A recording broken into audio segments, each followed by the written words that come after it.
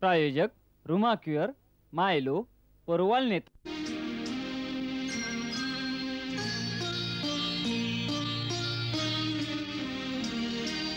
तेज स्पर्शाने दूर हो अंधार,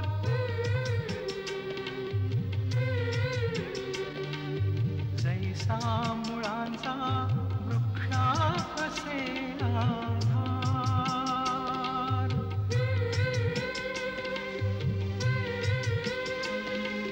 शिल्पास आकारी जैसा शिल्पकार, मना घडवी संस्कार, मना घडवी संस्कार, मना नीती दे संस्कार, मना शांती दे संस्कार, मना बुद्धी दे संस्कार, मना सिद्धी दे संस्कार, मना शक्ती दे संस्कार, मना घडवी संस्कार, मना घडवी संस्कार, मना घडवी संस्कार.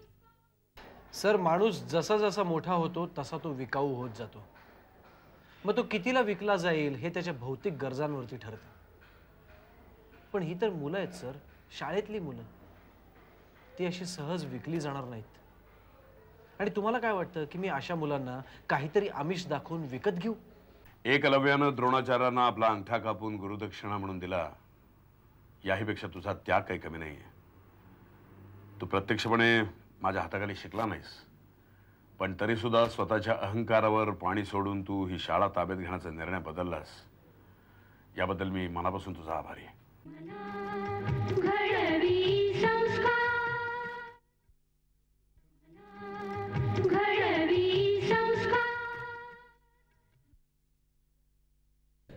हे बघ, माझी आई यायची आता वेळ झाली आणि तिने जर का तुला बघितलं ना तर ती जाम वैताग येईल. काय करू रे, घरी जायचा वैताग येतो. वैताग येतो का? का म्हणजे काय, तिकडे गेल्यावर सतत अभ्यास अभ्यास अभ्यास. कोण करणार एवढा अभ्यास? कप्पा. अरे पण तू खरोखर असा अभ्यास करतोस का? कोण मोजतंय? तू तरी मोजतोस का? म्हणजे अजून एक वैताग. हे बघ प्रदीप, आपण दिवसभर काय करतो ह्याचा तू कधी विचार केलायस? ए, तुला सांगून ठेवता, तू जास्त डोकं नको खाऊ माझं, नाही तर मी निघतो इकडनं. हे बघ सरळ हे बघ हे बघ हे बघ प्रदीप, तू डोक्यात असा राग घालून घेऊ नकोस. तू सनकी आहेस का?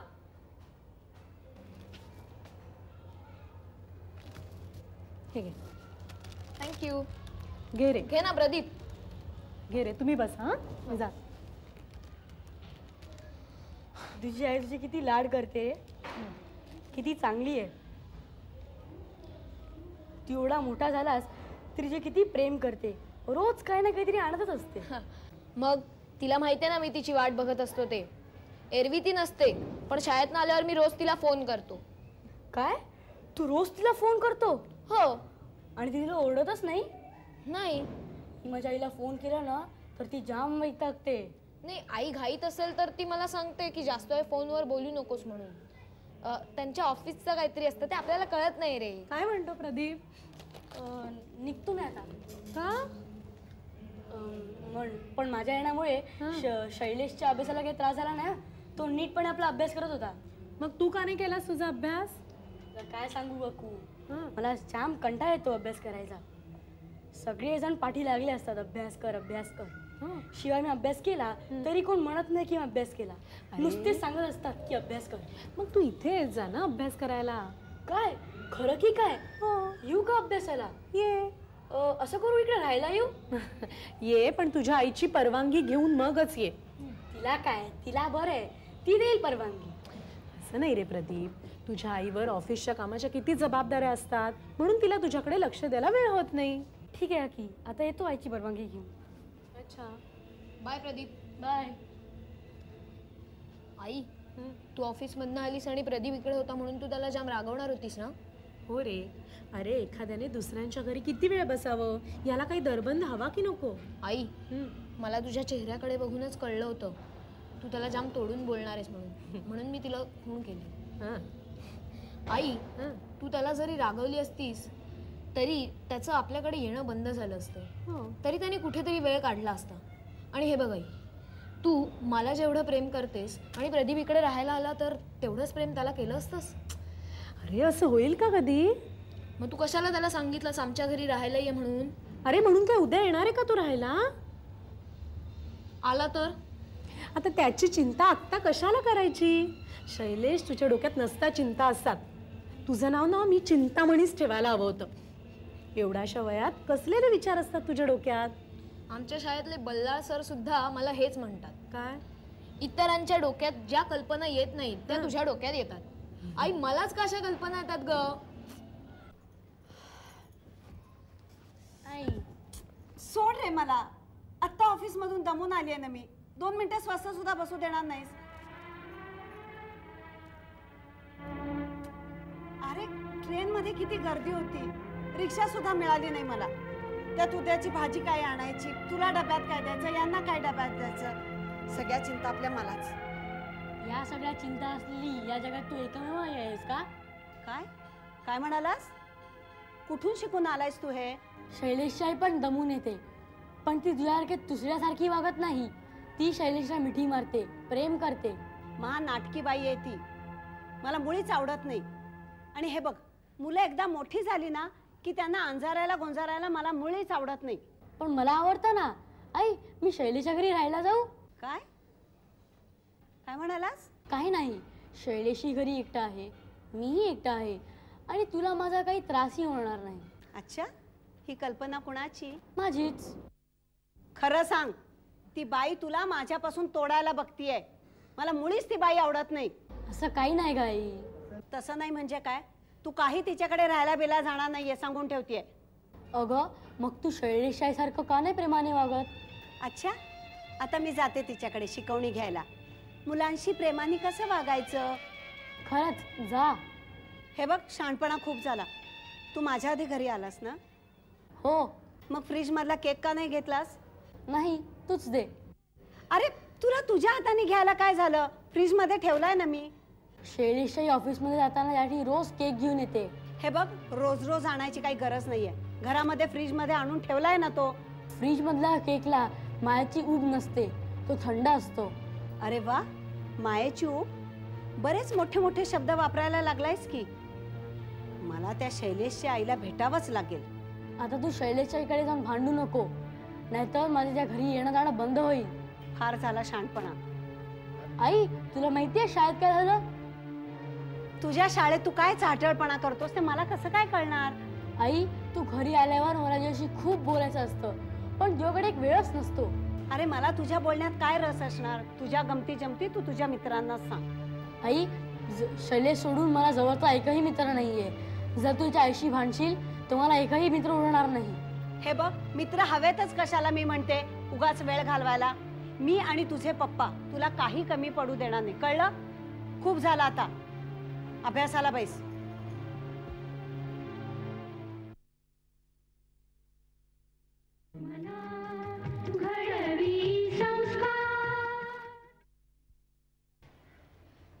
शैलेशाई, हां काय हो, तुम्ही माझ्या मुलाच्या डोक्यात काय काय भरवत असता?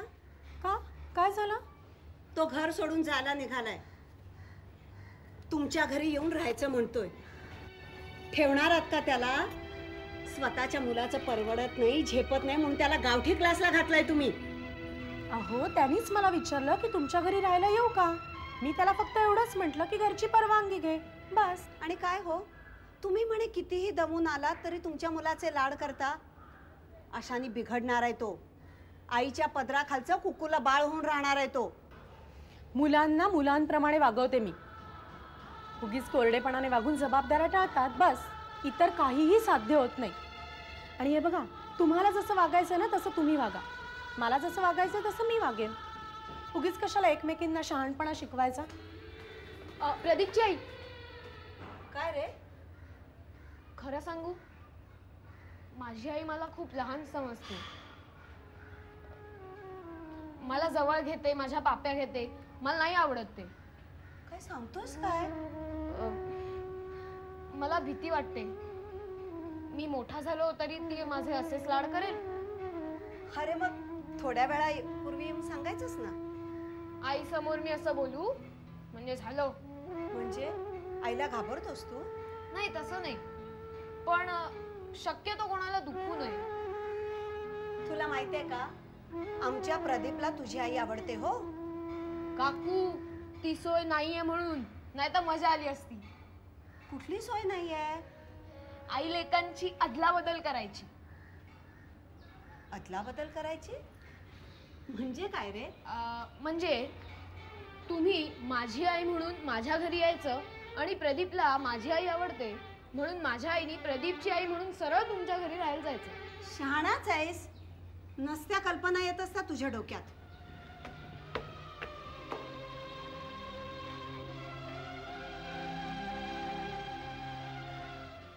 मनाचे ऐश्वर्य संस्कार, मनाचे सौंदर्य संस्कार, मना आदर्श संस्कार, मना सद्भाव संस्कार, मना विवेक संस्कार. मना घडवी संस्कार, मना घडवी संस्कार. मना घडवी संस्कार प्रायोजक कैलाश जीवन, प्रायोजक Ruma Cure, Mylo, Porwal Netranjan, New India Assurance, Kailash Jeevan आणि सोनाटा टाटा की पेशकश. म्हणजे